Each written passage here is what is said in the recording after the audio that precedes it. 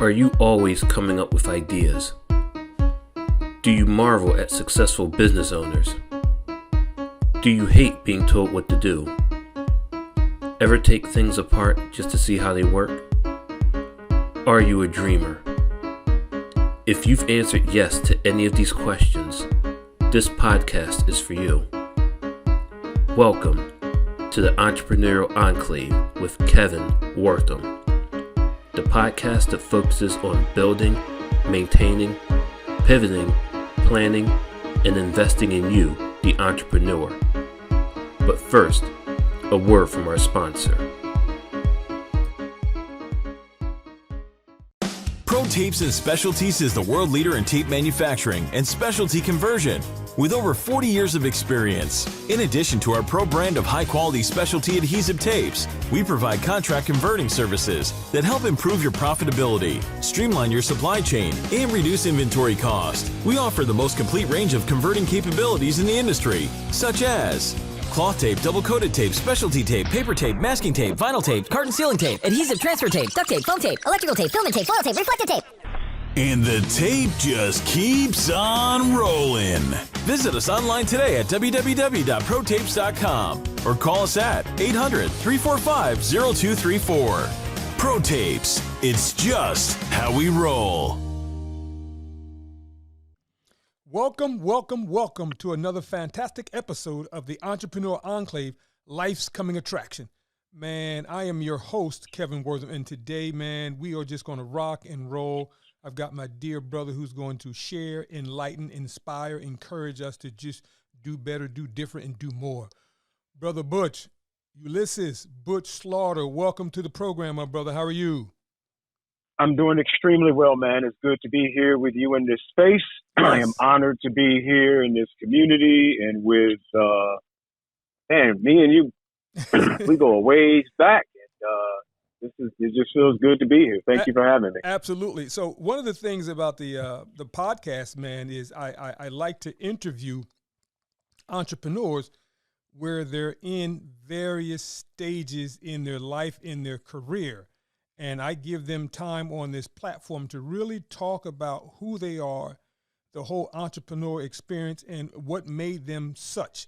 And so that also talks about the diverging, support or the diverging downside or upside to being an entrepreneur and everything in between as to while they're being an entrepreneur, what's happening in their lives. So we want to give you that platform to talk about it.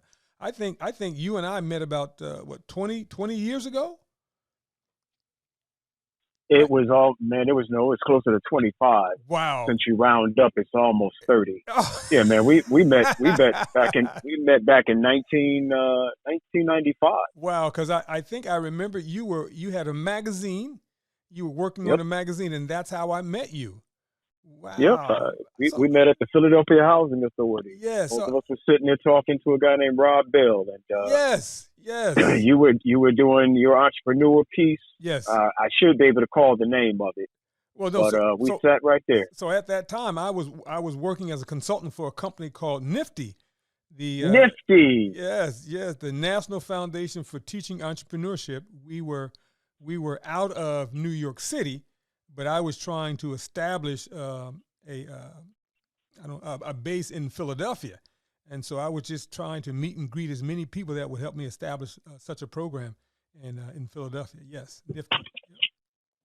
Yeah, man, I remember that well. And I had just started a youth magazine called Groundwork. Yes, I remember that. And we went to the Philadelphia Housing Authority. Yes, we wanted to get the Philadelphia Housing Authority youth involved with what we used to say, bridging a platform between youth and adults around what was important to youth. Yes.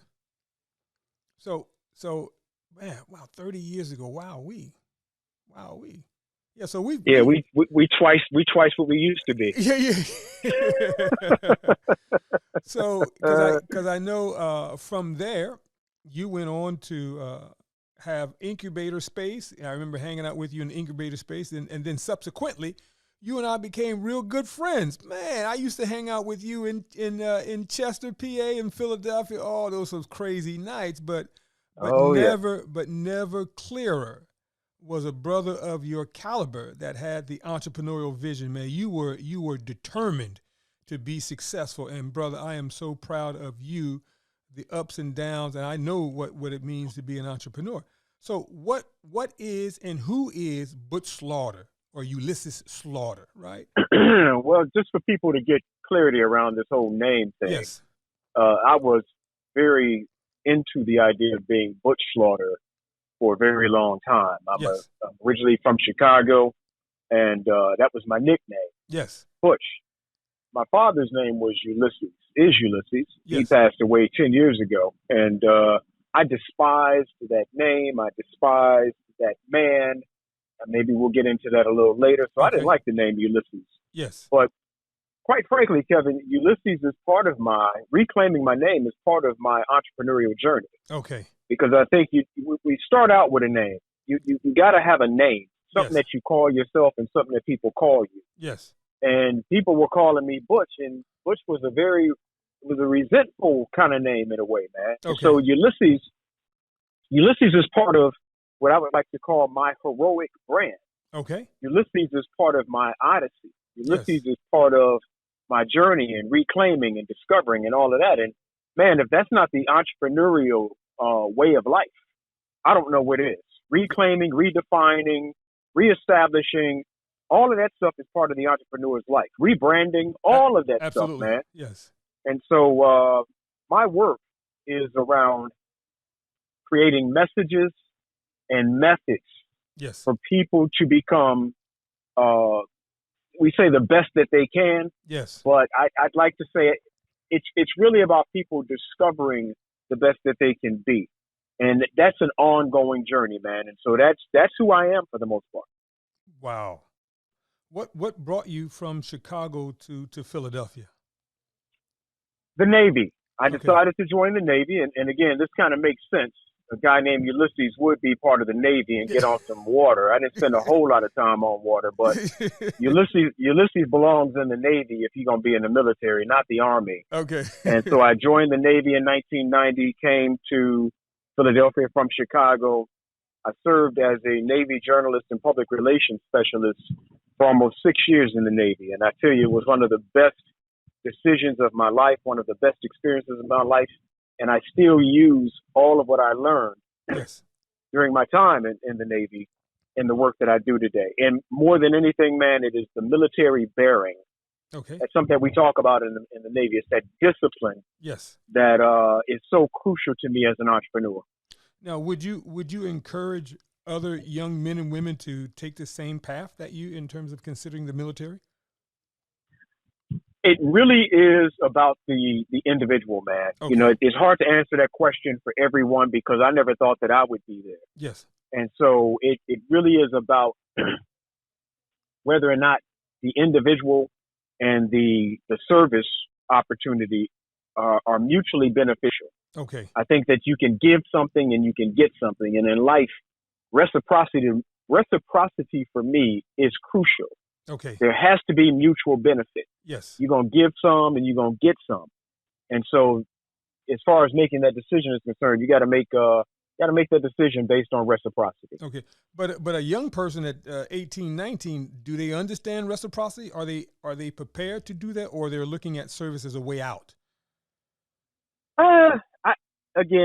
I looked at it. I was 24 years old when I went into the military, so I was an old recruit. Got you. As far as the general population is concerned, I was an old recruit. Okay. But I went in there when I needed it. Okay. And so timing is important in terms of making that decision, just like timing is important in making a lot of our decisions. Yes.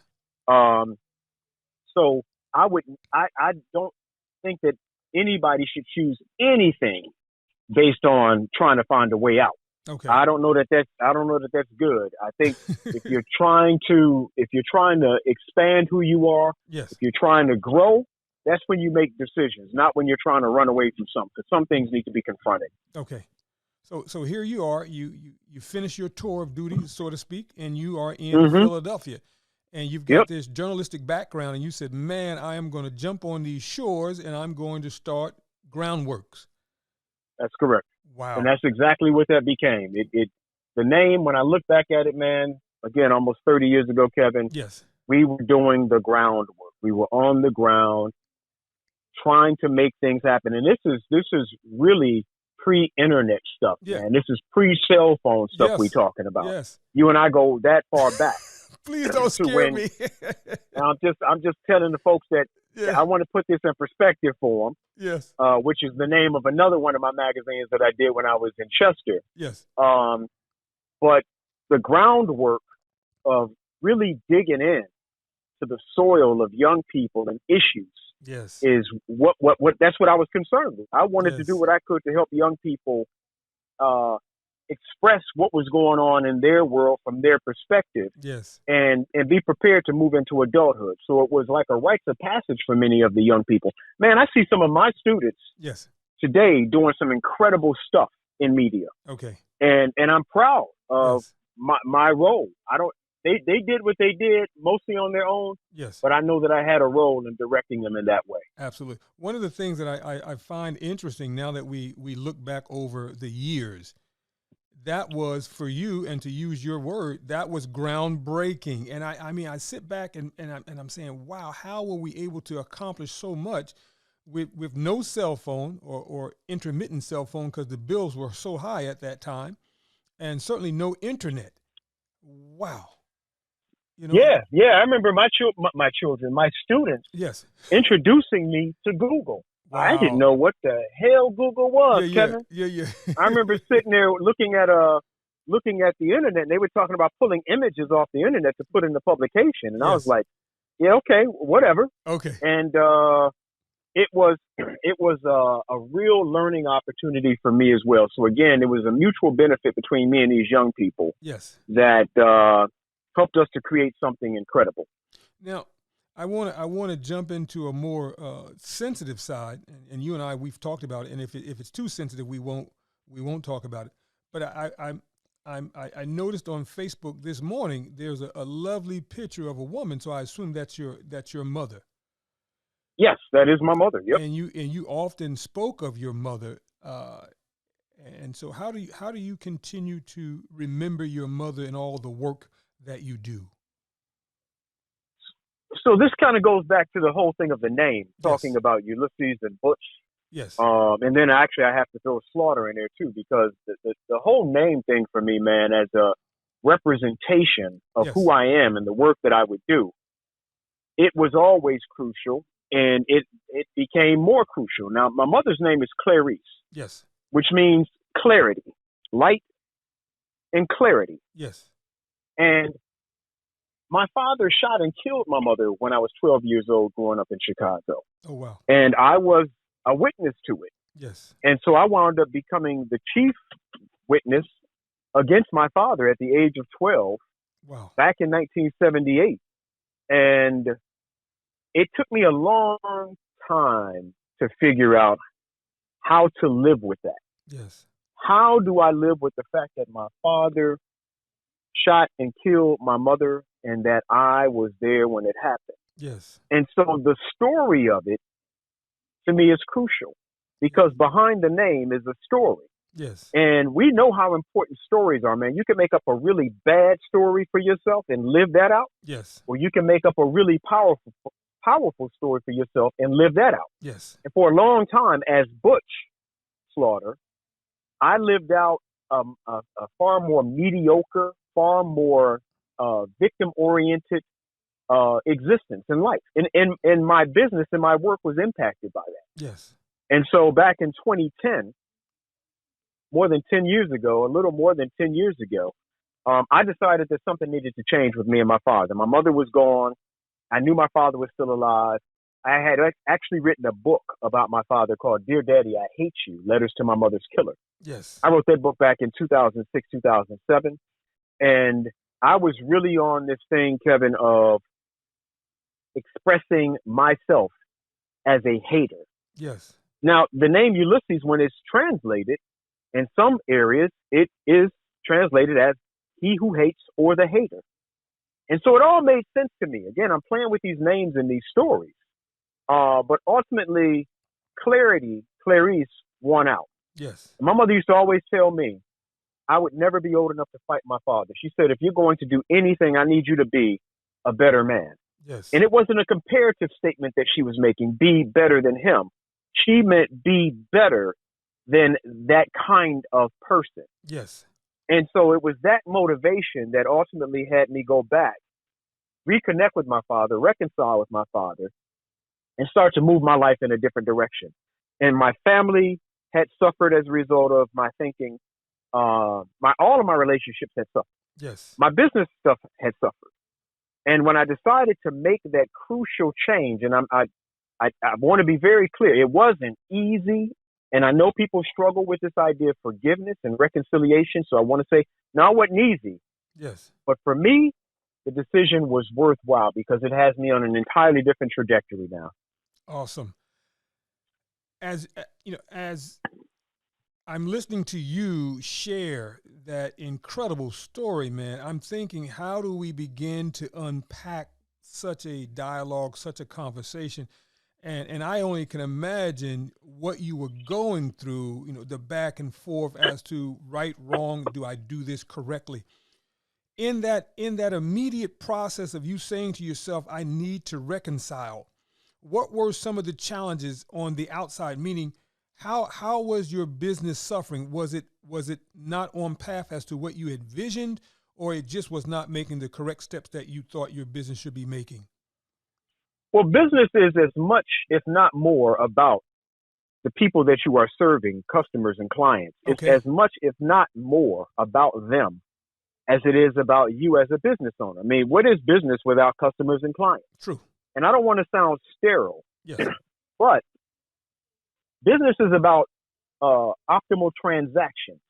You really want to be able to connect with people, Yes. and you want to make some money. You want to make an impact. You want to make some money. Yes. You want new resources and all that kind of stuff. Yes. And who I was before was a guy that was very interested in expressing himself and not caring so much about the impact that I was having on other people. Got you. And that's like saying, as a business owner, I don't care who comes through the door, who hears me. It's all about me. Got you. And you can't run a business. You can't sustain a business without a strong, clear relationship with your customers. Yes. So I was turning a lot of people off because I hadn't learned how to articulate where I was coming from with the work that I was putting out. I was putting out books. I was putting out short films. I was putting out a lot of stuff Yes. that I did not articulate well, and from a revolutionary kind of standpoint. When I say revolution, I mean like radical change, man. Yes. Like saying to people, it can be good in spite of how bad it's been. And everybody can relate to that. Yes. I was mostly talking about it's bad and it's just going to be bad. Yeah. Yeah. And what customer wants to hear that, Kevin? Yeah. Nobody. What customer nobody wants to hear that. It's like serving up somebody a burger that ain't cooked. And it's like, yeah, this is what it is. Yeah. Yeah. Take it or leave it. As opposed to cooking the burger in a way that they can appreciate it, in a way that you can appreciate it too. And so I needed to change that stuff, man. And it wasn't easy. And I've learned to respect the processes, the difficult processes that get us to these huge rewards. And I've had the opportunity to get huge opportunities by respecting the process. It's not always about fast. Yes. It has to be thorough, man. These things we do have to be thorough. Yes. And I've learned to be a hell of a lot more thorough as I've gotten older. And I've dealt with forgiveness and reconciliation in a deep, intuitive, and vulnerable and honest way. Wow.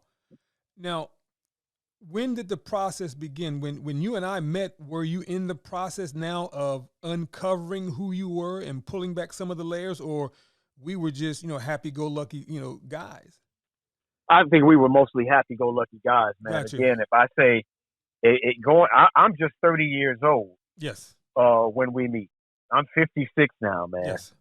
And there were things that I was trying to accomplish in the world outside of myself without dealing with what was going on inside of myself. Wow. I just figured I would just leave that stuff alone, Kevin. Gotcha. Whatever was happening inside of me, and imagine, I know there's some really tough stuff that happens in this world, but I'm 30 years old, carrying Yes. around 18 years of domestic violence and waking up literally looking down at my mother bleeding with 2 gunshots to her head. Yes. And so walking around with that stuff and not trying to address it, I was Yes. doing myself a disservice and I was doing everybody else a disservice as well. Wow. Now, So it was mostly, people say, move on. When are you going to move on? yes. Or I'll forgive, but I won't forget. Yes. I had to confront. And it took me a lot longer to confront. It was 10 years after you and I met Okay. before I started thinking about this thing. And there was a thing, what happened that made me confront it Yes. was that I had my son, my youngest son, Octavius. Yes. When we found out that my wife was pregnant, the doctor told us that he was going to be born on my mother's birthday. Oh, wow. And that drove me batty Okay. because I felt like God had caught up to me Yes. and was saying, I don't know where you think you're running, but I need to remind you of something. Yes. And we're going to remind you of that something on your mother's birthday. Every year. As it turns out, Yes. every year, Yes. every year. As it turns out, he was born 2 days later. Okay. And it still didn't matter because up until the time that he was born, I just kept thinking, I have failed and forgotten about my mother, Yes. my father, and all these other people. I have just tried to run, and now God is catching up to me. Yes. And so I needed to stop and start rethinking that. Now, one of the things that's interesting is that here in 2022, right, we speak openly and honestly about trauma. We speak openly and honestly about childhood trauma. But nobody was speaking of that, 10, 20, 30 years ago, right? And so I only can imagine how you had to go through this by yourself, not having the resources, not having access to anyone that can help you through this process versus what we have now. I mean, we actually have agencies and departments and people who specialize in bringing young folks out of trauma. So I just think that you are a strong, strong brother, and I'm so glad that I had a chance to connect with you.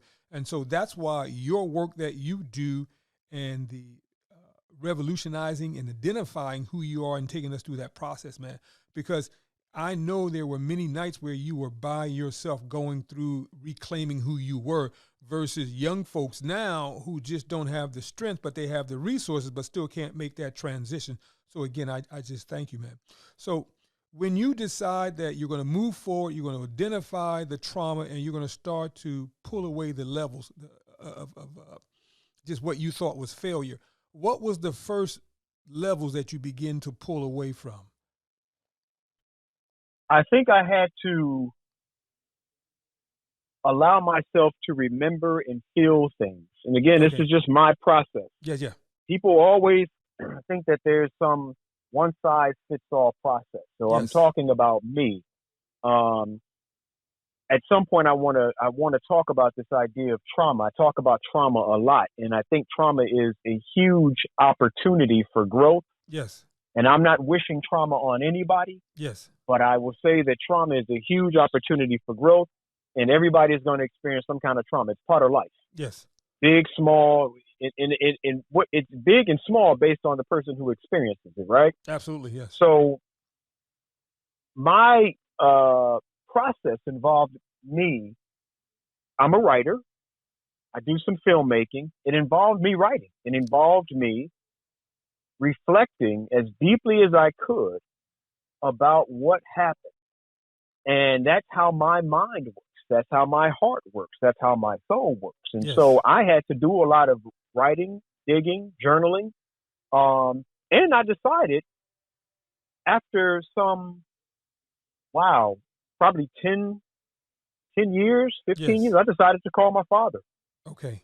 I hadn't seen my father since May 1990 when I left Chicago Yes. to join the military in Philadelphia. And so I decided I was going to call my father 25 years later. Yes. And we started having these conversations, and they started out slow. And ultimately, I said to him, I need you to tell me what happened to my mother. And I recorded those Wow. conversations and got really angry, man. And so I allowed myself to experience all these emotions. Yes. And fortunately, I was in Philadelphia and he was in Chicago. Yes. So we were 700-800 miles apart from one another. So if I felt like I needed to go do something, I was too far away. It would take me too much time. Yes. So I'm glad we were separated from one another physically in that kind of way. But we got on the phone on a number of occasions, and he just thoroughly disappointed me. And I felt all of those emotions, Kevin. Okay. All of the memories. He said things that I had actually forgotten about. Yes. So he and I had to go through some kind of therapy session. And I always tell people he was the best therapist that I've ever had. Yes.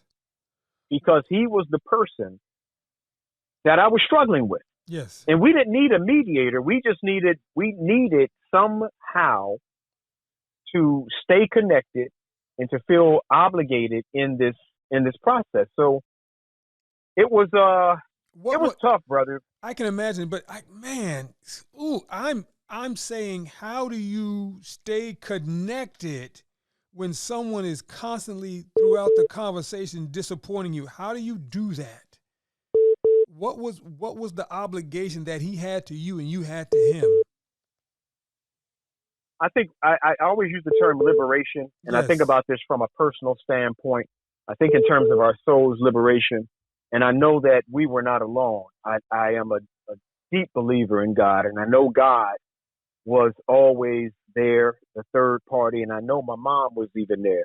Yes. And so my obligation was to that thing of my mother saying, be a better man. Got you. And Got so you. I wanted to do that, Kevin. I felt like if my mother is watching me, and I know she is, Yes. I need her to see that I'm able to do what she said she wanted me to do. Yes. Yes. And so I just kept digging in, and I discovered that I'm built a certain kind of way. Okay. I'm built for this kind of stuff. Got you. Everybody ain't built for it. Yes. And so I was able to dig in. He stuck in there. I kept going after him, and I think he wanted to come out. I really Okay. think he wanted at that point in his life Got you. to come out of the lie, to come out of the pain. And who better to do it with than your son? Yes. Yes. And I know, again, everybody don't do it like this, but it's how we did it. And it's how we got to a point where we were able to reconnect in 2010 Yes. physically Yes. together just 18 months before he died.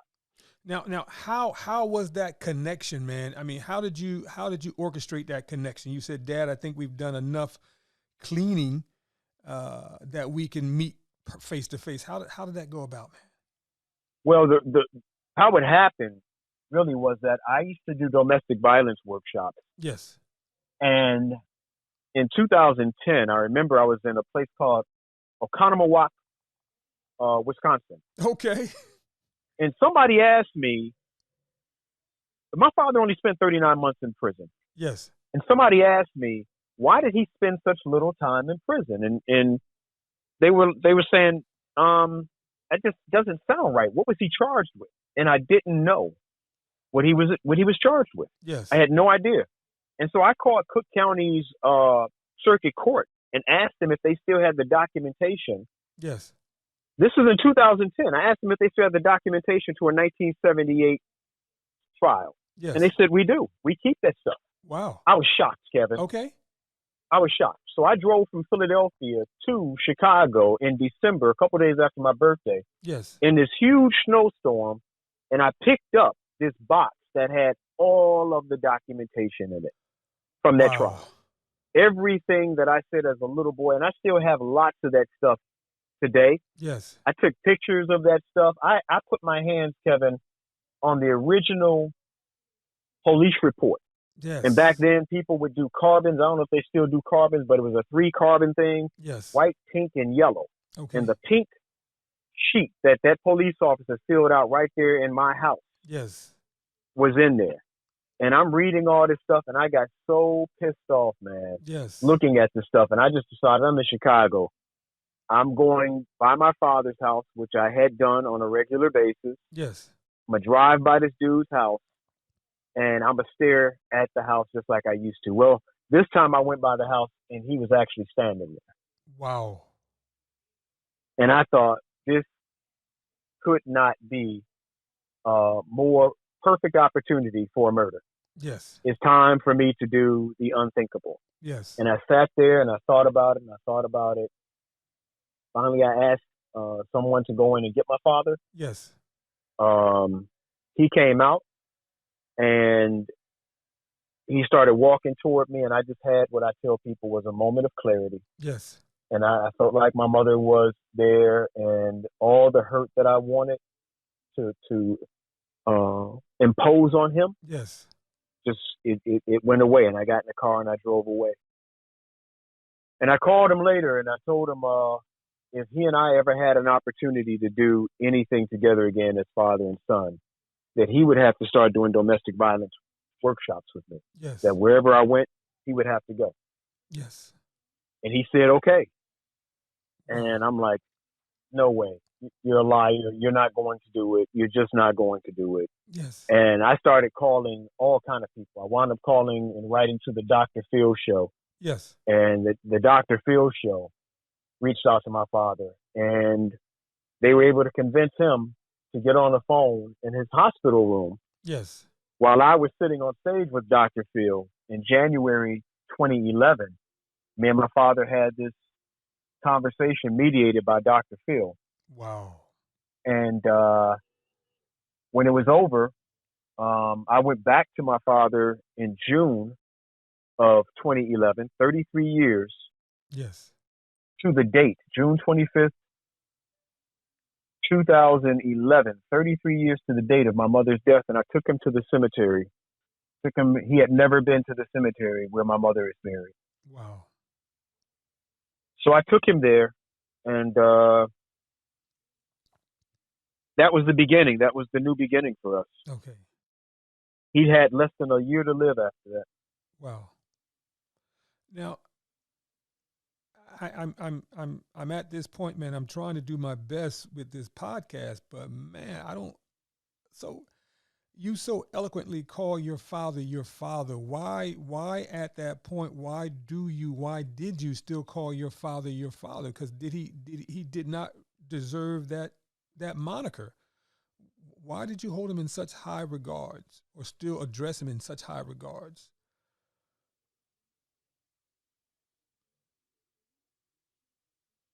Excuse me a minute. Huh? I said, excuse me for a minute. Yeah, I got you, man. Take your time. Take your time.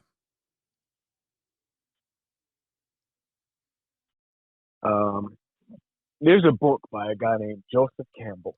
Yes. It's called The Hero with a Thousand Faces. Yes. And in the book, Joseph Campbell says something that I think is profound. He says, the father is the child's initiating priest. Yes. No matter what his station in life, no matter how good, no matter how bad. Yes. The father is the initiating priest. Yes. He's the one who kind of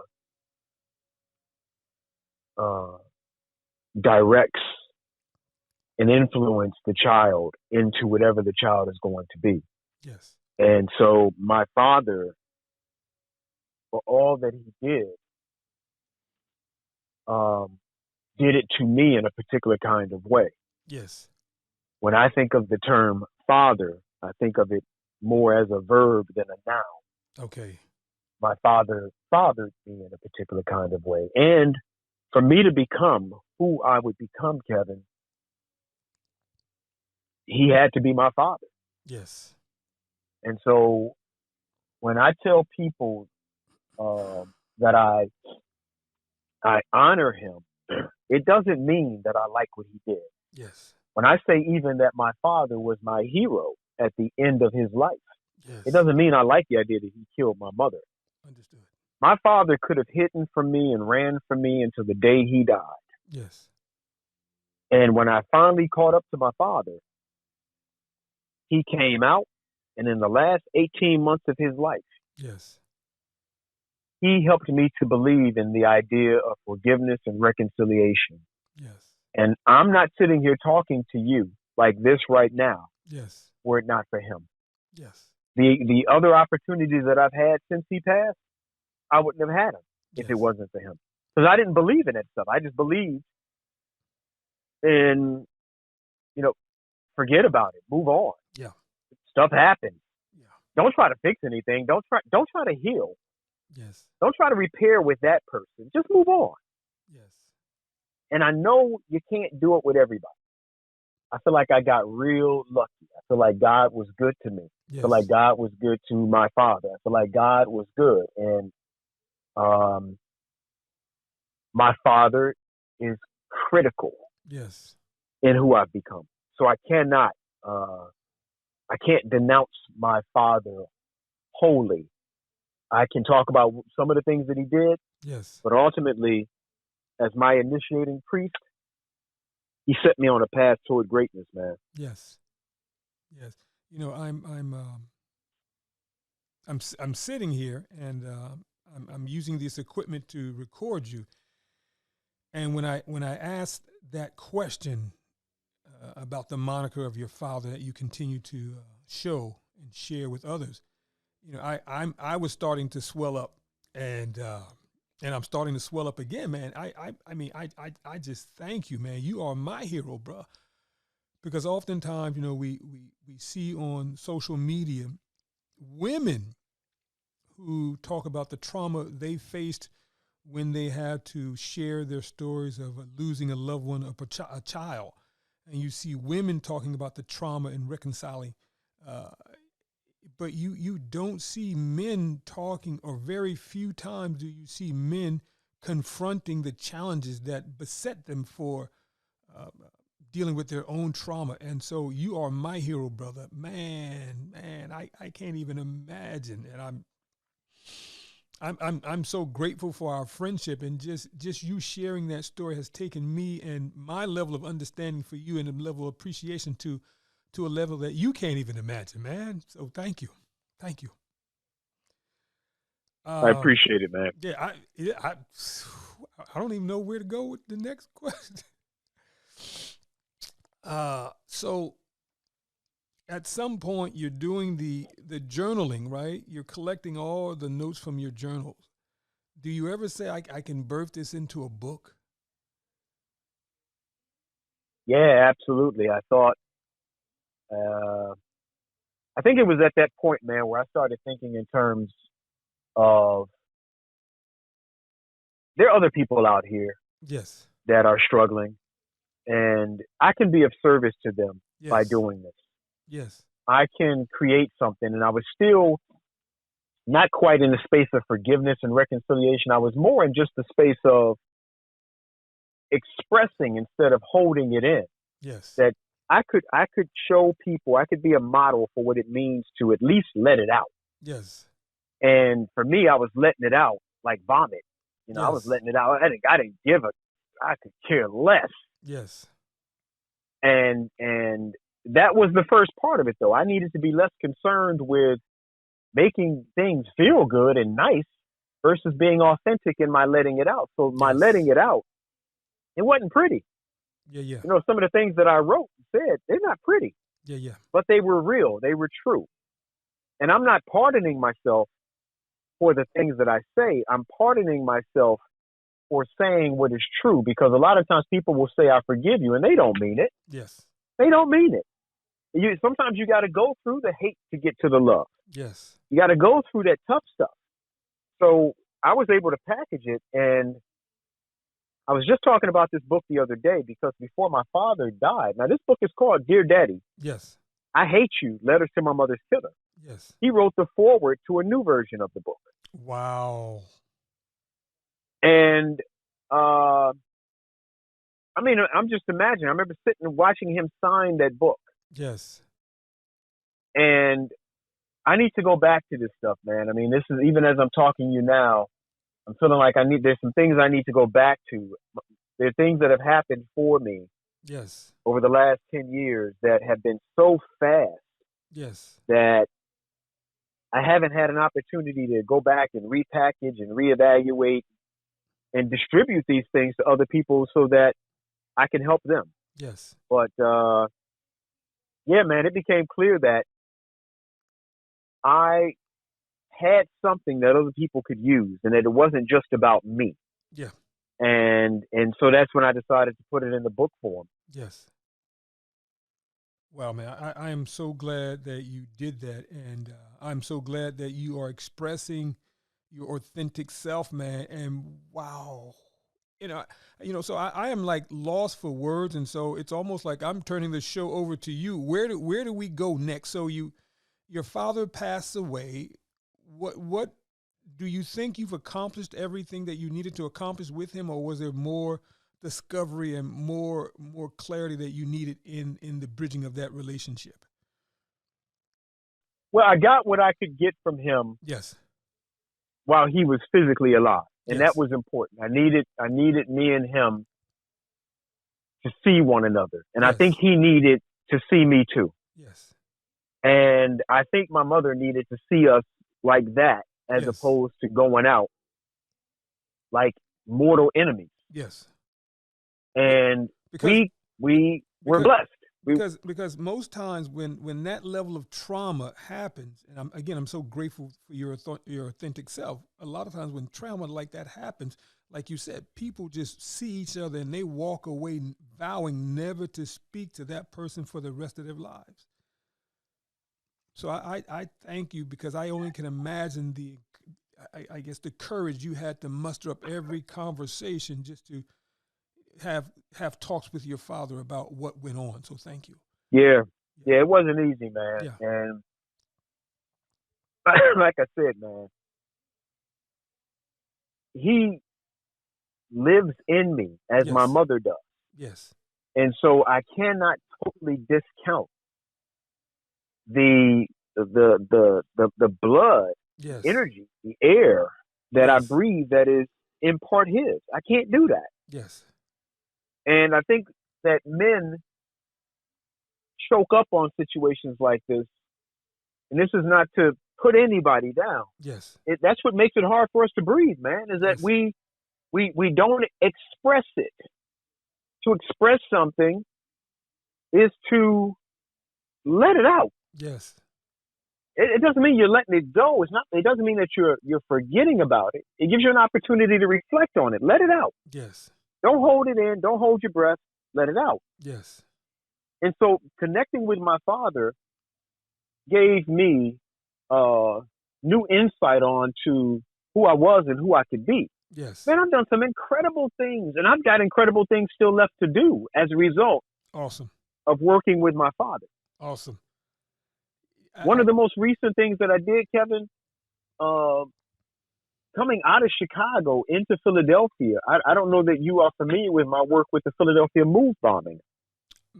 I'm not familiar, but I know as we were prepping, you were sharing some insight. But please continue, man. The floor is yours. So for people who are not familiar with the Philadelphia Move bombing, happened in 1985 on Osage Avenue, the city of Philadelphia,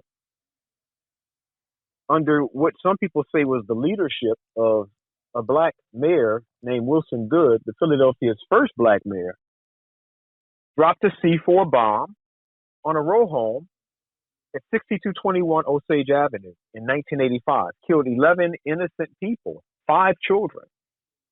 Dropped a C4 bomb on their house, a row home, destroyed more than 60 homes, displaced almost 300 people, and left the whole city scarred. It was a military operation, an urban military operation. Yes. I remember seeing that when I was in Chicago. I was a 19-year-old boy when that happened. Yes. I remember looking on TV and seeing that happen. It's 1985, Kevin, 33 years later. Yes. I'm sitting in a room with Mayor Goode and the guy who dropped the bomb and members of the Move family and Ed Rendell, former governor, former mayor, former district attorney, and so many people talking about how do we create an apology, a reconciliation situation, a forgiveness situation.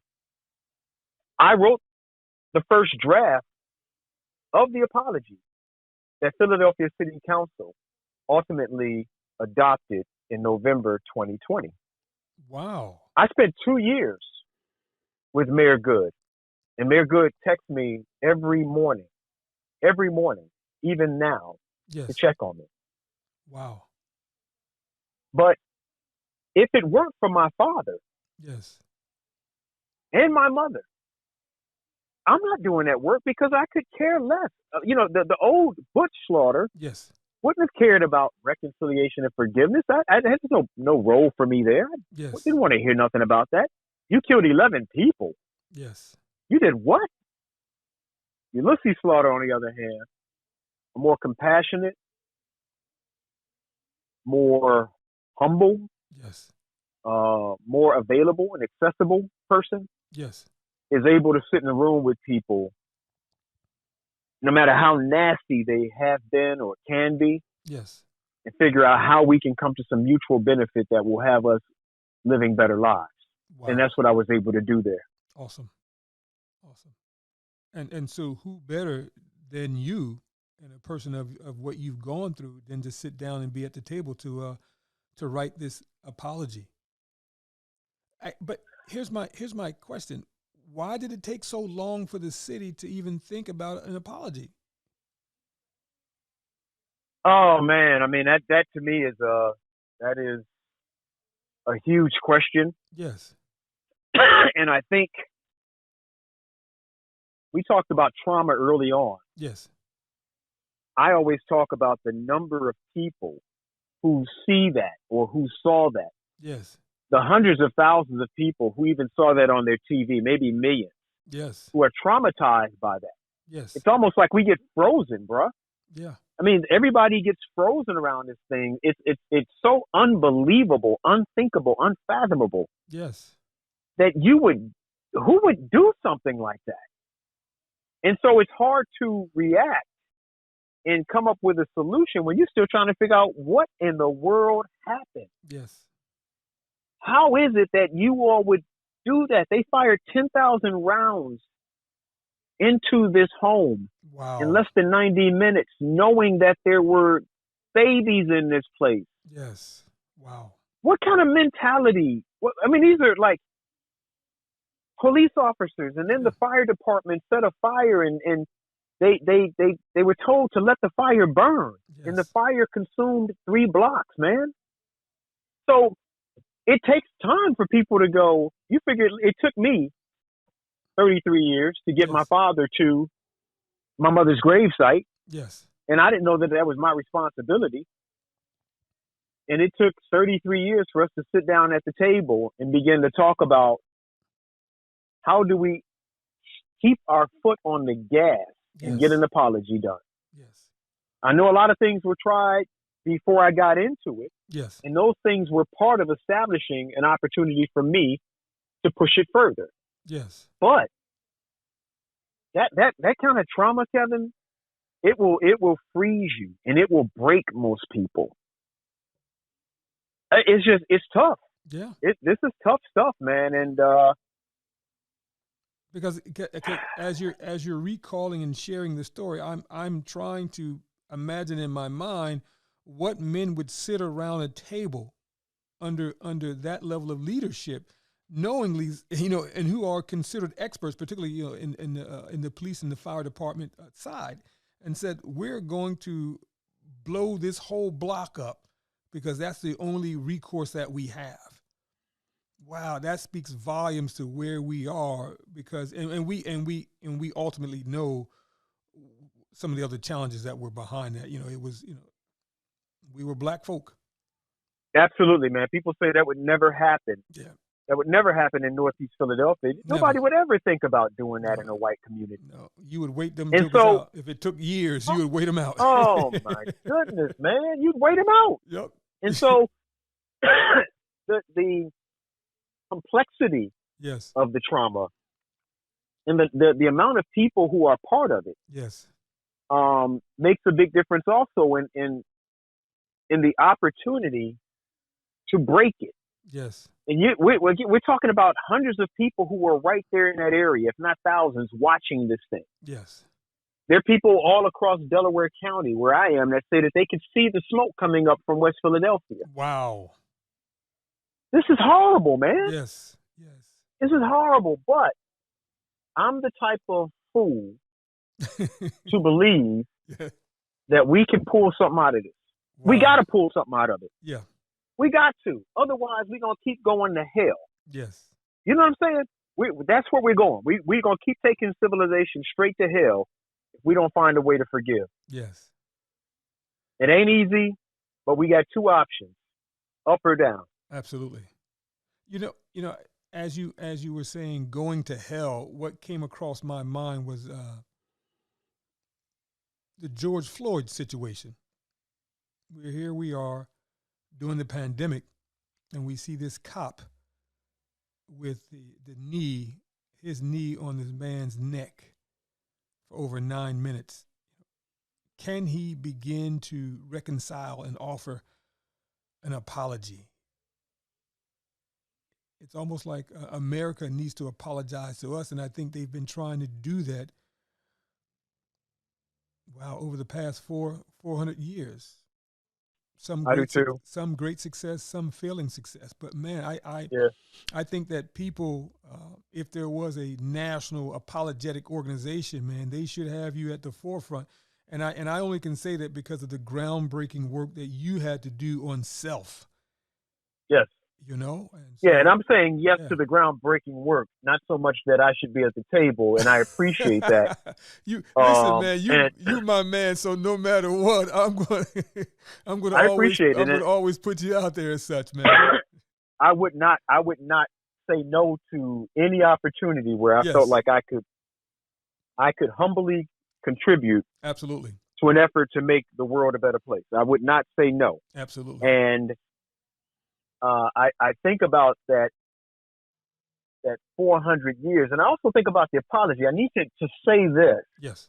Because sometimes people will say, what good is an apology? An apology is the opening to other possibilities. You got to start. You acknowledge what happened. Yes. You apologize for what happened. Yes. And necessarily an apology should lead to some kind of action. Yes. There should be some kind of, I grew up in the Catholic Church. Yes. So I believe in penance. Yes. I believe that when you walk out of the confession booth and you have confessed and you've apologized, you've acknowledged and you've apologized, yes, that you need to go do something. Yes. And so there's something that can happen after the apology. And I don't think that you can just do the action without apologizing. Yes.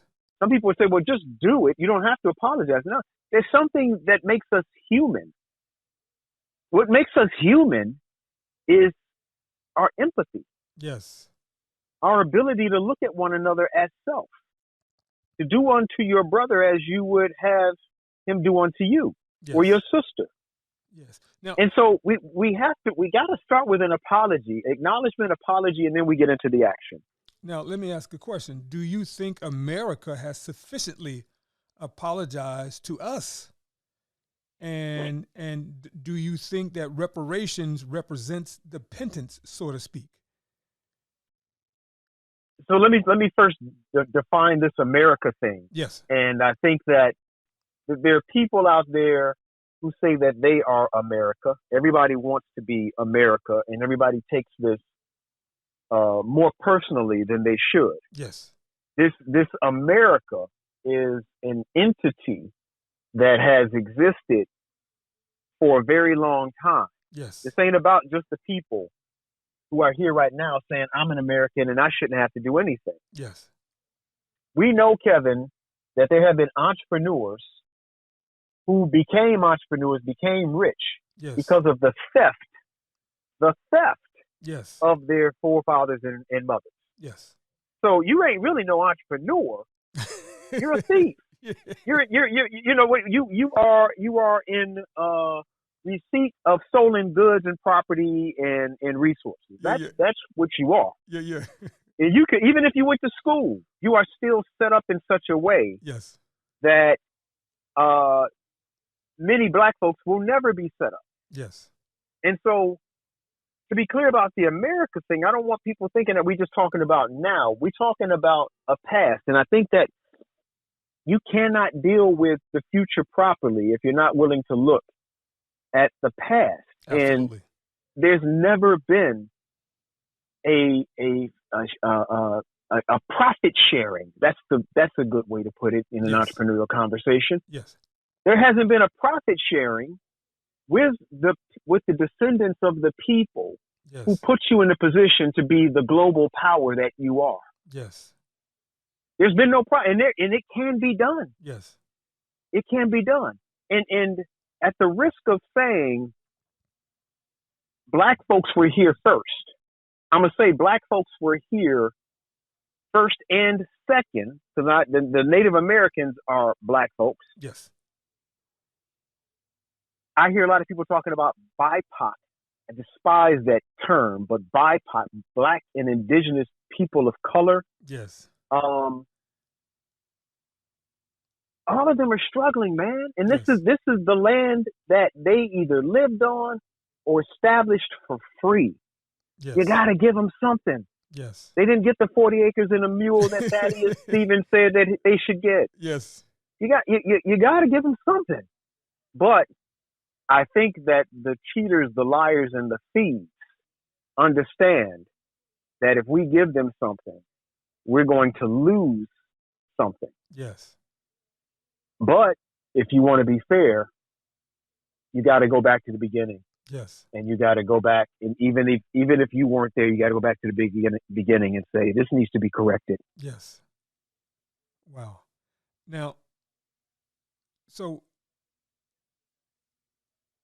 we may or may not get the full-blown treatment of an apology, but I know that aspects of our society are trying to apologize, with dealing some of the social ills that we have, but still not enough, but we're making, I guess, slow progression. So where is Butch now in terms of apologizing and helping other folks to apologize? Where is Butch now? What's next on his agenda? I have a couple of really interesting, I'd call them projects, but I think the better word is mission. Yes. A couple of very interesting missions. One is extremely personal for me. Okay. And it's all heart work. Yes. So when I say personal, I mean that my friends and family are part of one of my missions. Okay. And it's all heart work, though. I don't get into anything, Kevin, that I can't put my heart in. I've never been good at it. Yes. And I'm glad I've never been good at it. If I ain't all in, I'm not in at all. That's the way I want to be. Yes. And I would suggest that most people, if you can, that's how you should be. That's how an entrepreneur should be. Yes. It's all in or nothing. Absolutely. So working on a project, there's this one project, man, that I'm exploring about a guy who had a really difficult time in the early 80s. I don't want to give it away yet. I'm going to come back to you. Yeah. And we will do a part 2. Okay. Once I got this deal sealed. Okay. But had a really difficult time and has been struggling to find his way in this world since 1980, when somebody threw some acid, a black guy, somebody threw some acid on his body and disconfigured him in a horrible kind of way. Yes. And he now walks the streets of the Bronx. Yes. Like a monster. And he's 73 years old. This happened to him when he was 29 years old. He now walks the streets of the Bronx like a monster, and like with no sense of any purpose, no sense of any hope. And I think that he could very well represent a redefinition of beauty generally, black beauty more specifically, black male beauty even more specifically. Yes. And so I'm going to start working on this mission, turn it into a project, and it's going to have some forgiveness and reconciliation involved with it, because I know that he'll have to do some forgiving of himself for the positions that he put himself in. He'll have to do some inner work, but there's some people around him that are going to have to show up as well and acknowledge their responsibility for what happened to him 42 years ago. So there's that, and then there's another piece of work that I'm working on regarding my home. Yes. And I want people to understand what it means for Black folks to fight for their children's future. Yes. And I am a central character in this particular story. Okay. And I think too often, Kevin, we concede as Black folks, and I'll say generally speaking, I like to, because I know a lot of people can relate to what I'm talking about, but there are too many people that concede without study, without a fight, when it's time for them to fight for their children's futures. Yes. They allow anything to happen. Yes. And it's not fair for our children to have to pick up the debt because we want it to be comfortable. Yes. We shouldn't be as uncomfortable as necessary in order to manage future debt. Yes. Or leaving debt for our children. They're going to get some debt, Yeah. but they shouldn't be the ones that they've incurred. Yes. Because we were cowardly, lazy, and lacked courage. Yes. Now, I want to go back to something you said earlier. You talked about your own personal vulnerability. In all of these projects that you're doing, do they still show the character mark of your vulnerability? Just by stepping into them, Kevin, yes. Okay. Because, like when I was doing the move stuff, man, people would ask me, "Who are you? What are you doing here?" Yes. And there were times where I asked myself that. I'm like, I don't know how in the world I got in this room. Yeah. But I'm here. Okay. And there are enough people who now are understanding my mission in life. Yes. And not only do they understand my mission, but now they're starting to see this guy has a very interesting resume. Yes. As it relates to stepping into places and transforming situations. Yes. So he's not just coming in here with no sense for what's going on. And he's definitely not coming in here without the heart. He brings his heart, his spirit, his skills to this situation. Yes. And when people come to understand that that's who I am, yes, it makes it easier for everybody. But there are times when people right away will go, well, what are you doing here? I've had a number of situations, man, where people be like, well, he just got here. What makes him think he's going to do anything? Yeah. Where's he from? You know, all that kind of stuff. Yeah. And they find out real soon that we may not have the same parents, but this guy knows what he's doing. Yeah. One of the things that, again, going back to the vulnerability, and because you and I are friends on Facebook, I get to see another side of you as you are just honestly and openly just pouring out yourself to your friends on Facebook. And a lot of times I get to see a side of you that I've never seen before. And sometimes I'm actually walking down some of those paths with you because you allow us to do so. And so I think, man, your journey is so incredible, man. I don't know if I could have that level of vulnerability and forthrightfulness, right? Because you're just literally an open book as you journal, as you post. And so I thank you for that. And wow, man, you are just an incredible dude, you know, and I am so glad that I've had a chance to see you transform into God only knows what's next for you, but I know it's going to be bigger, better, greater. But how do we encourage more men, particularly African-American men, to be vulnerable as they move forward doing their journey? I think one of the first things we really do have to address is the ideas of what a man is supposed to be. Gotcha. And this is, they're terms that I just despise because they exaggerate the challenge. Like I despise the term toxic masculinity. Okay. There are these terms that come up and they are useful, like in an academic setting. Yes. And they're useful in certain types of groups.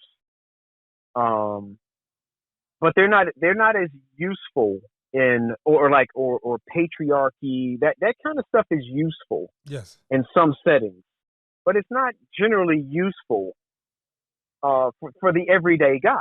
Yes. But what we do all understand is how often men were told not to cry. Yes. Most boys are told not to cry. Yes. They're not encouraged to cry. They're not encouraged to show emotion. Yes. And that is backwards because we, just like women, have emotions. Yes. And so my first suggestion is learn how to safely express your emotions. Yes. Express yourself. Yes. If you're sad, be sad. Yes. Don't act like you're angry when in fact you're sad. Mm-hmm. There'll be a place for your anger. Learn how to express your full self. Yes. Because it's you. Yes. And I think men have been told to be hard all the time. You don't have to be hard all the time. Yeah, yeah. You want to be approachable. I remember, I guess almost coming up in May, it'll be 5 years, I lost my father. And a friend of mine had said to me, did you take any time off? I said, no, I couldn't because I was preparing to recruit and run a summer camp. I've had 12 other individuals who were reliant on me to make payroll every 2 weeks. I'm sorry, every week. I said, so I could not take off time, but I had shared with them that, I lost my father. I'm going to show up every day. I'm going to put in the work, but there's going to be some moments I'm going to raise my hand. I'm going to share with you that I need to privately find space to grieve and cry for my father. And they accepted that. And once I had shared that with her, it took her a minute, but she began to understand. So just like grieving, I think that when men are told not to cry, I think that we should give them safe space to cry and to express those emotions. So I couldn't agree more, man. I cry, I'm sure, more than most men that I know. Yes. And I'm okay with that, Kevin. Yeah. I remember when I was little. Well, the other thing, Butch, sister. The other thing too, Butch, you're not letting the listening audience know you're about 6'1", you're about 225 pounds, you're rock solid, and you've got a black belt, right? I got a number of belts. Yeah, so I think you could cry anywhere you want to, brother. But see, I think that we have to cry. Yes. To relieve ourselves. Absolutely. Because if we don't relieve ourselves, if we don't cleanse ourselves, people talk about crying as cleansing, and I totally agree. If we don't cleanse ourselves, we contaminate ourselves, we pollute ourselves. So we need to cleanse ourselves and respect that that's part of our total humanity, and that a lot of what we learned about what it means to be men was based off of, the workforce, or, the way that we were supposed to show up and take pain and all that. No, man. No. Nah. You want to take some pain, go to the gym and work that pain out there. You don't have to take the psychological, emotional pain. Yes. It's easier to take that stuff when you cry. Absolutely. So I would say to men, generally speaking, express yourself. Absolutely. Express yourself. Learn how to manage your emotions fully. So that your emotions don't become a weapon, as opposed to, a weapon, as opposed to an offering that you make to people. Yes. That's what your emotions are supposed to be, an offering. Yeah, man, that's not powerful. Something you throw at people. Yes, I'm thinking about the young men in the hood who grow up absent of a father. And they weaponize their emotions because no one has told them how. Oh, that was powerful, Butch. That's powerful. Yes, they do. Yes. And I think we always talking about this violence in the city and in the summertime and all that. Yes. There are a couple of things I want to talk with you about off air. Yeah. But there's this way that the inability to manage your emotions, and this does not mean hide anything. Yes. It just means that there's a way to get to a better situation. Yes. By effectively, lovingly using your emotions. And there's a way to get to a really bad place. Yes. by, as you said, weaponizing your emotions. Yes. And the weaponization of our emotions never takes us Yes. to a better place. Absolutely. My father, man, I think about my father. Yes. My father and his emotions Yes. took him to a very bad place, and he lived that way until the day he died. Yes. So we can make some choices, man. We have to own our choices, Yes. and we can be better, man, as my mother said. Yes. But we have to practice this stuff. Absolutely. We can't just say when it happens, it happens. No, you got to actually practice this Yes. stuff. And there's a way to practice it. And I think one good way of practicing for men to practice is with other men and with women. Yes. You got to practice it with men and women, Yes. young and old. Now, and I apologize. I'm not stalking you on Facebook,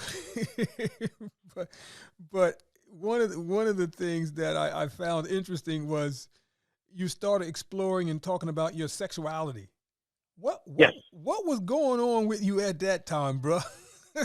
Well, that's the one that I thought we were going to have off air. Oh, okay. I'm sorry. I don't know what audience we got here, bro, and I'm trying to be mindful of this the podcast. Of some of the things that I say. Oh, this the podcast, man. We good. Okay. So the even the sexuality, is in part, great part, to my relationship with my parents. Okay. I always tell people that Marvin Gaye, like Stevie Wonder, yes, are like my uncles. Okay. And I grew up with them. Okay.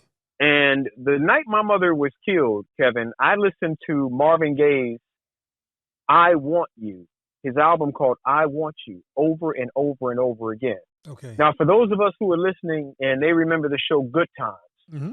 at the end of Good Times, there was a painting that was showed. It was done by a guy named Ernie Barnes, a wonderful painter by Ernie Barnes. Yeah. I think the painting is called Juke Joint or something like that. Okay. That is the painting that is on the cover of the particular album that I'm talking about called I Want You. I listened to that over and over and over again. And my mother and father had a very strange relationship. Okay. They were intimate, passionate,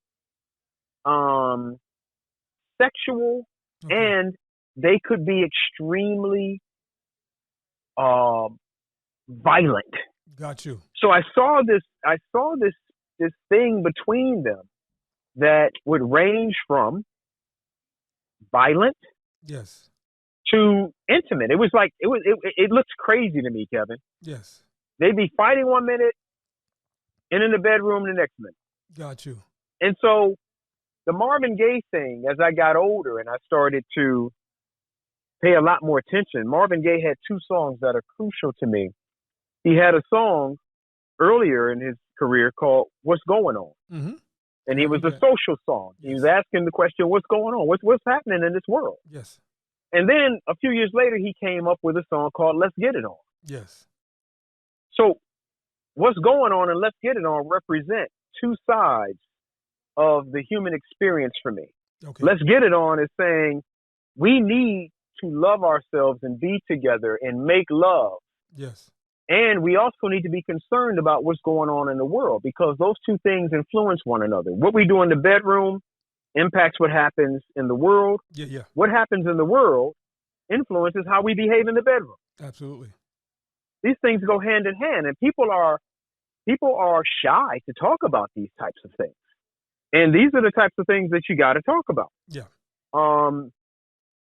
In 2013, this is a year after my father passed away. Yes. I was introduced to an international sex positive organization called One Taste. Okay.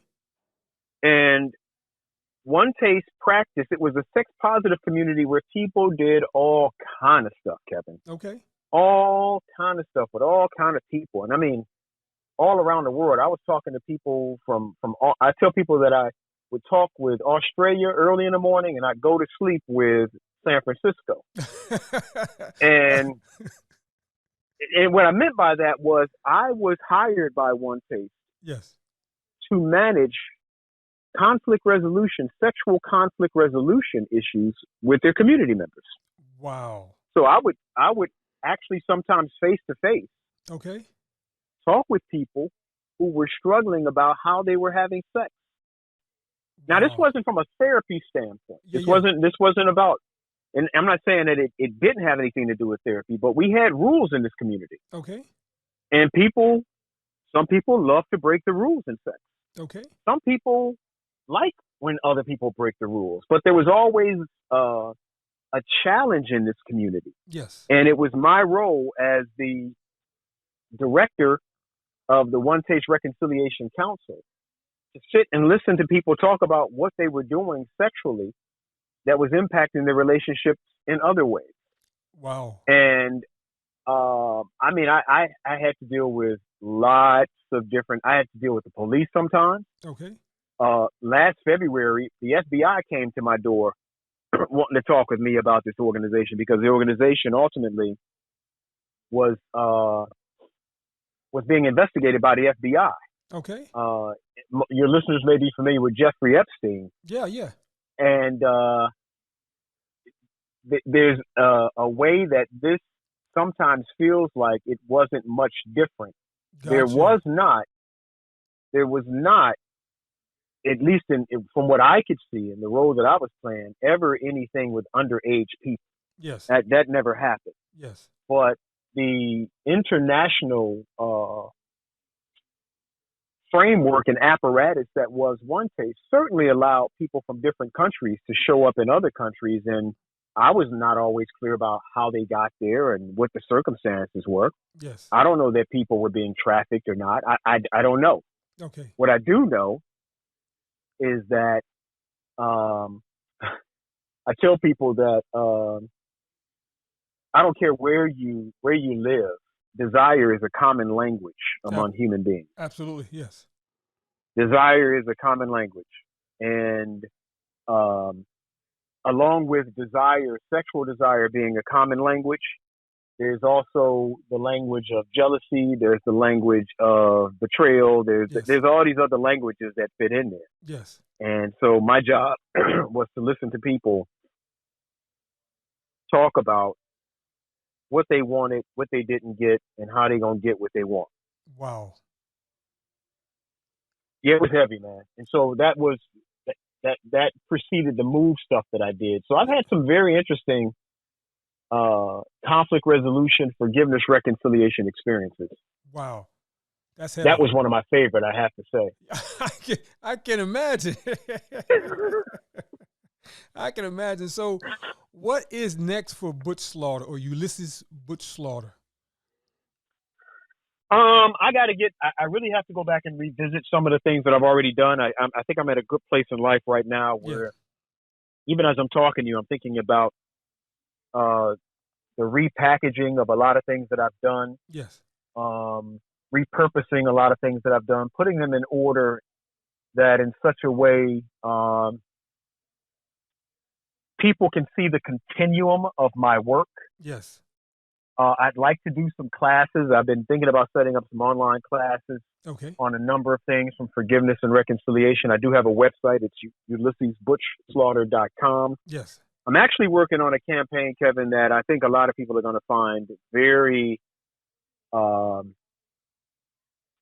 sensitive is the best way I can put it. Okay. It's a campaign that challenges white women to make a pledge to never falsely accuse black men of anything. Wait. Wait, where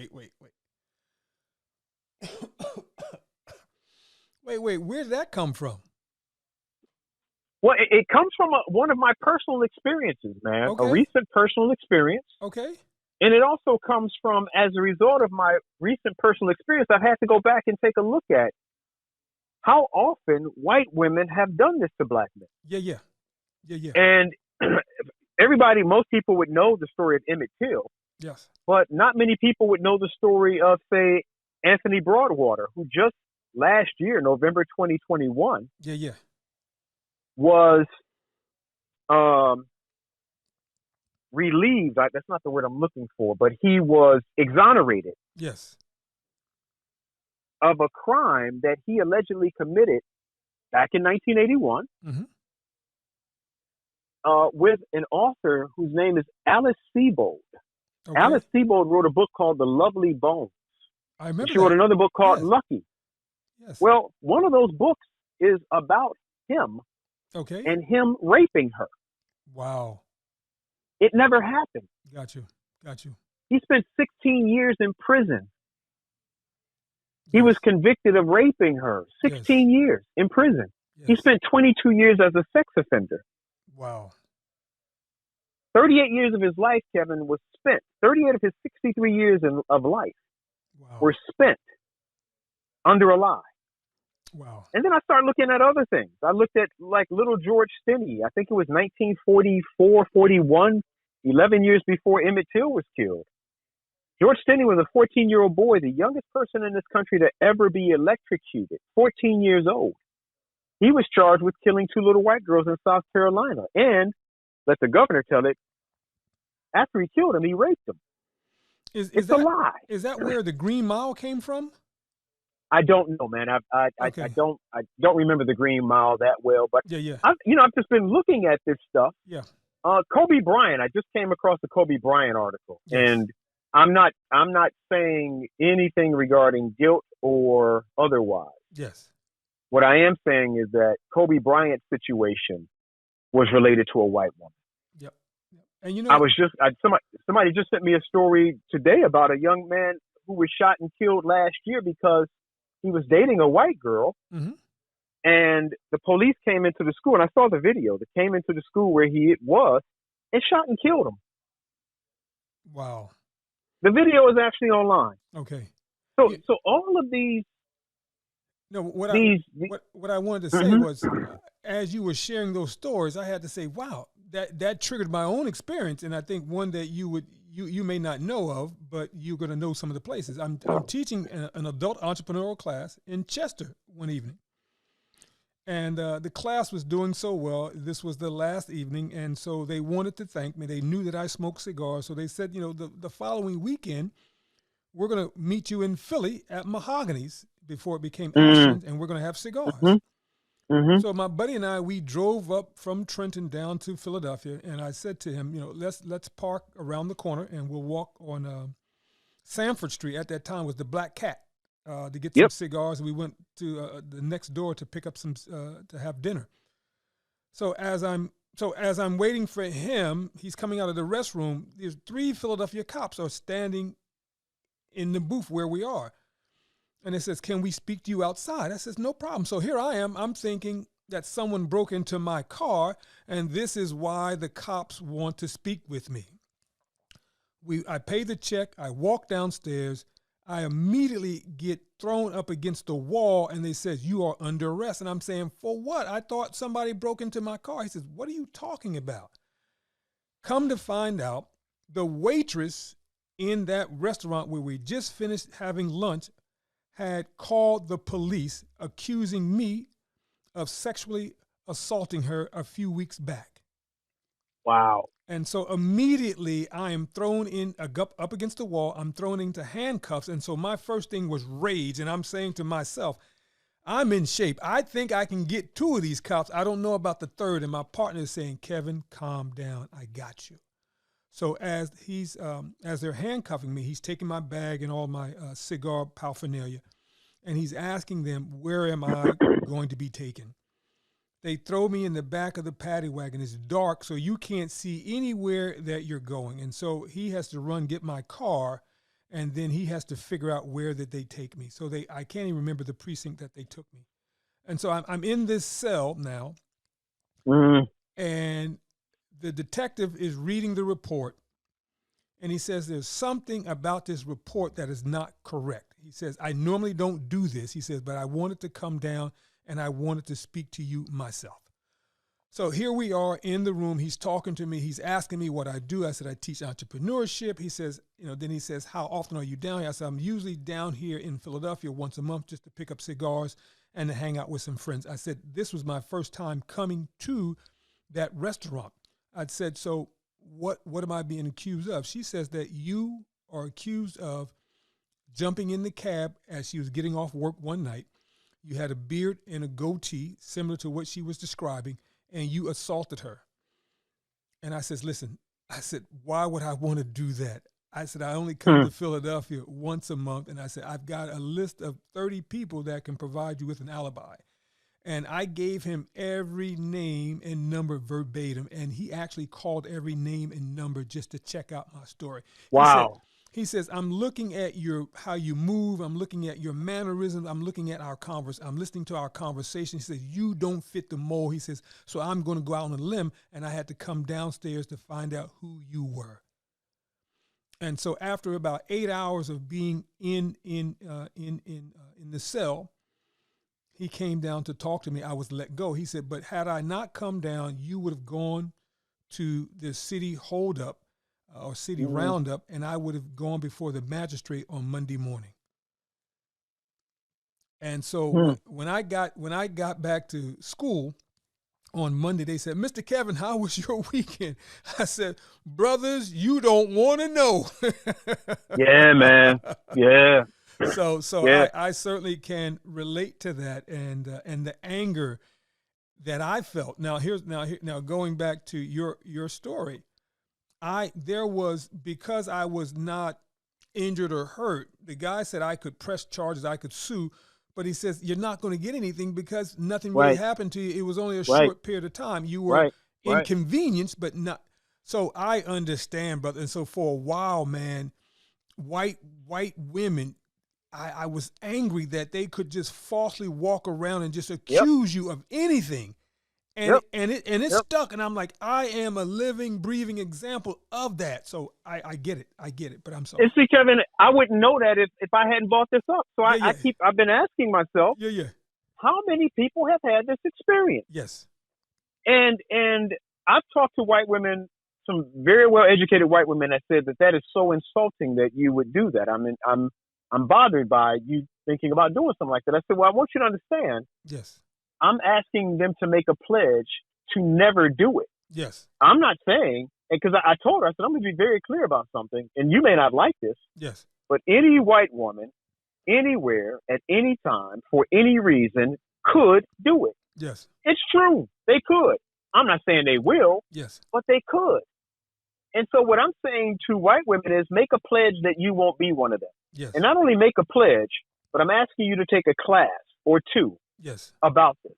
Absolutely. And so there's something that can be done to curb this and bring attention to it. Yes. And I was just shocked in the last 6 months of me looking at this, how often this happens to people. Yes. And people that I actually know can say, yeah, I had a situation like that. Yes. And this to me is different, Kevin, than somebody saying, well, black men are always going after white women. Mm-hmm. No, this is an old kind of thing. This is an old back to slavery kind of thing where white women could do things to black men because we were slaves. Yes. They could blame us for stuff. Yes. We would be lynched. We would be castrated. Yes. And they could get away with it. Yes. And you're talking about being inconvenienced. Somebody just say you've been, man, that's psychological. That's the trauma we were talking about earlier. Absolutely, yes. Yes. You don't forget stuff like that. Yes. It makes you shake. Oh yeah. When you see somebody, it's like, okay, so you all decided to drop that experience into my soul. Yes. And you're gonna tell me it's an inconvenience. Yes. No, it's more than an inconvenience. Absolutely. It's a scar that you just put on me. Yes. And I didn't need that scar. Yes. So yeah, man, I'll be launching that. Along with some other things. I just got some really exciting things going on, and they make me very vulnerable. Yes. But I think that's what happens when you do work the way that I like to do it. When you are walking into the room with your heart, yes, you're going to be vulnerable. And that's the way I walk into the room when I'm doing business, with my heart. Absolutely. But you know what, though? I think your vulnerability allows you, and it sets yourself up for opportunities that are unbeknownst to you. And, no question about it. And I know you, so I can speak to you having the ability to process and to handle and to rationalize all that's coming your way. So I have no doubt that what projects that you are moving forward on, they're going to be absolutely revolutionizing. They're going to be earth-shaking, eye-opening, and man, I really want to be a part of that. And I'm going to encourage all of our listeners to follow you, get your book, and just start to hone in on being vulnerable, understanding who you are and who they are in order to move towards their own personal greatness. Man, you're fantastic, Butch. Man. I appreciate it, man. And I always tell people that I mean it when I say, yeah, I am a product of my friends and family, my friends like you. Thank you. There's certain times that I hear my voice, Kevin, I'll say something. Yes. And I know I got it from you. Just an inflection, a particular kind of inflection. And I'm like, that's Kevin Wortham right there coming out of your mouth. Yes, sir. And that to me is what makes me stronger. I'm not an individual. Yes. I am a collection of individuals. Yes. And you are one of those people. So when I have difficult times, thank you, brother, I really go inside and I find whoever's in there that I know can handle this particular situation. Yes. And I bring them out. Okay. And I encourage people to do that. To remember all that you are, all the good things that you're made up of. Yes. And when you're having a difficult time, pull out the person that you need, because that's why they were put inside of you. Wow. That's powerful, man. That's powerful. But listen, let's take a break for a second. I want you to give the listening audience how they can get your book, how they can stay in touch with you, and how they can follow you. That might be one and the same, but please do that now. Well, you can go to my website. Yes. It is my name, Ulysses, ULYSSES. Yes. Ulysses Butch, BUTCH Slaughter.com. Yes. You go there and everything you need is there. You go there and you'll be able to connect to everything else. Okay. And you also have space there where you're letting them know about your future projects that you're working absolutely. on? Okay, yeah. And it's always, my website is always under construction. Yes. And that's the thing that I'm trying to get better at, Kevin, because things are just happening rapidly. Yes. And they're all so important. So I want to organize them and prioritize them in such a way that people can make the right choice for what they need when they show up at the website. Absolutely. So if you have any questions, you can always email me. There's a portal there on the website to email me, and we can connect. Okay. Butch, you have been fantastic, man. I thank you for sharing. Man, you know what? The word thank you doesn't even go deep enough as to how profoundly grateful, there we go, profoundly grateful I am for you to bless this platform and just showing your incredible strength, man, and your vulnerability. I thank you, man. And I think that if we walk away from anything, I think black men and men in general need to learn how to be vulnerable, create that safe space for grieving, and to create time for reconciliation. Thank you, brother.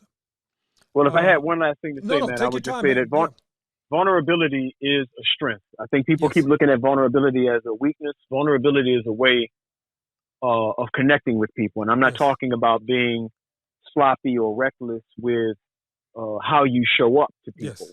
I'm simply saying show up in a way that practice showing up in a way where you can be seen and heard, as opposed to showing up in a way that makes it look like you are you're trying to overpower people. Or you're trying to be strong and hard. You don't have to do that.